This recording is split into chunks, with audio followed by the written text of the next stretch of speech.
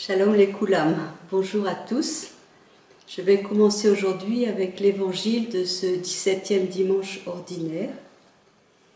Et c'est l'évangile de Jean, donc nous allons laisser l'évangile de Marc pour quelques semaines pour nous pencher sur le discours sur le pain de vie et en commençant par la multiplication des pains dans Saint Jean. Après cela, Jésus passa sur l'autre rive de la mer de Galilée. En général, quand on passe à l'autre rive, on va chez les païens. Mais il semble que la multiplication des pains s'adresse au peuple juif d'après la symbolique des chiffres. Il y a 5 pains d'orge de poisson et puis 12 corbeilles. Certains interprètent les 5 pains comme une allusion aux 5 livres de Moïse. Et évidemment, les 12 corbeilles nous ramènent aux 12 tribus d'Israël, desquelles sont issus les 12 disciples. Il y a dans l'évangile de Marc et dans l'évangile de Jean, de Matthieu, 2 multiplications des pains. La première se trouve en milieu juif. Et effectivement, on reprend le thème des 5 pains et des 12 corbeilles. Et la deuxième se situe sur l'autre rive, en territoire païen. Et le chiffre des corbeilles, cette fois-ci, est 7. Justement, symbolisme des nations qui ne sont pas le peuple juif, des nations païennes. Bon, c'est peut-être un détail. Nous sommes dans le contexte de la Pâque. C'était un peu avant la Pâque, qui est la fête des Juifs, c'est bien signalé. Mais une note qui nous indique aussi que c'est l'époque de la Pâque, ce sont les 2 pains d'orge. Parce que lors de la fête de Pessah, se célèbre aussi la fête des pains sans levain. Et à l'origine de la fête des pains sans levain, il y a la moisson d'orge, qui est la moisson de printemps, à partir de laquelle on compte les 50 jours, ou les 7 semaines, qui séparent Pessah de Shavuot.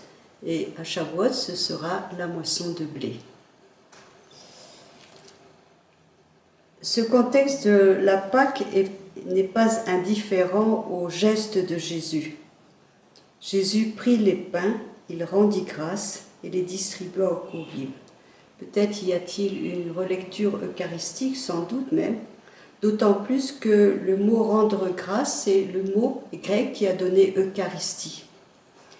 Et ce mot Eucharistie se retrouve, ce verbe qui a donné le mot Eucharistie se retrouve dans les 2 multiplications des pains de Marc et de Matthieu, qui se situent en milieu païen. Dans les premières multiplications des pains, chez Matthieu et Marc, le mot n'est pas celui qui a donné l'Eucharistie, mais le mot eulogia, qui est plus proche de la beracha juive, la bénédiction juive. Mais peu importe, de toute façon, ce qui est important, c'est que ce geste était vraiment un geste juif. Jusqu'à aujourd'hui, les Juifs commencent tout repas avec la reconnaissance de ce Dieu qui est le seul à faire sortir le pain de la terre. C'est ça qui compte. Donc, dans le contexte de la Pâque. On ne peut pas étudier tous les points de ce beau texte, mais peut-être souligner la surabondance. Les gens mangent, ils sont rassasiés et il y a du reste. Et alors nous sommes renvoyés à la première lecture, le livre des rois, la multiplication des pains d'Élysée. Ils mangèrent, ils furent rassasiés, il y eut des restes. C'est une sorte de schéma que l'on retrouve à plusieurs reprises dans la Bible et qui n'a pas échappé aux commentateurs juifs. Par exemple, on trouve dans le livre de Ruth, mais ma traduction ici n'est pas bonne. Elle mangea, elle fut rassasiée et il y eut du reste. Et la tradition juive l'interprète ainsi: manger dans ce monde-ci, être rassasié, allusion au jour du Messie, il lieu d'y reste pour le monde à venir. Donc, on voit que l'Évangile reprend un schéma connu des Écritures, et évidemment, nous le savons, cette multiplication des pains va beaucoup plus loin qu'un miracle qui veut rassasier une foule, bien que cela est très important et non négligeable, mais qu'il y a une perspective et messianique et eschatologique. Et alors on peut être renvoyé à toutes les paraboles qui parlent du royaume accompli sous la forme d'un festin. Et nous savons que le pain est signe de toute nourriture. Certains passages des Écritures parlent d'un banquet en parlant d'un pain. Et aussi nous pouvons penser dans Isaïe, par exemple, le festin messianique. Donc, la portée de ce geste de Jésus va très loin, et c'est pourquoi on peut penser à une relecture eucharistique extrêmement large.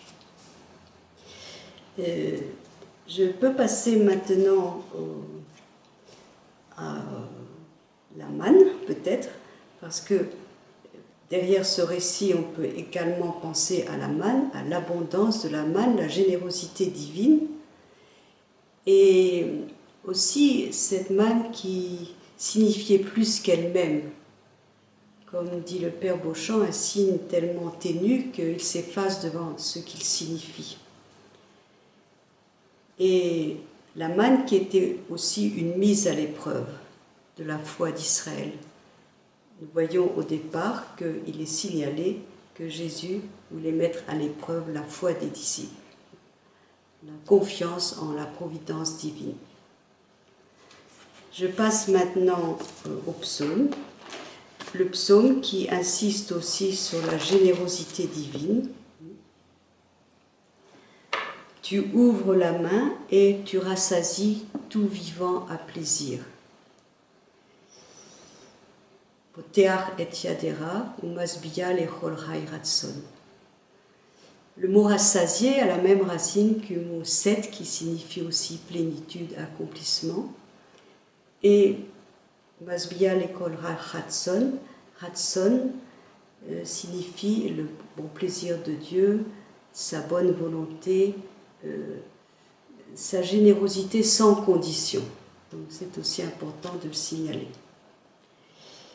Quant à la deuxième lecture, c'est toujours difficile de faire des liens qui ne soient pas trop artificiels, parce que nous avons la lecture continue des Éphésiens pour le moment qui n'est pas forcément en rapport avec les deux lectures, mais j'ai quand même relevé le thème de l'unité qui est extrêmement clair. Il y a un seul corps et un seul esprit, de même que votre vocation vous a appelé à une seule espérance, un seul Seigneur, une seule foi, un seul baptême, un seul Dieu et Père de tous, qui règne sur tous, agit partout et demeure en tous. Et ma conclusion sera celle-ci. Est-ce que ce n'est pas la communion et le partage d'un même pain qui nous rend un seul corps en lui? Alors bon dimanche.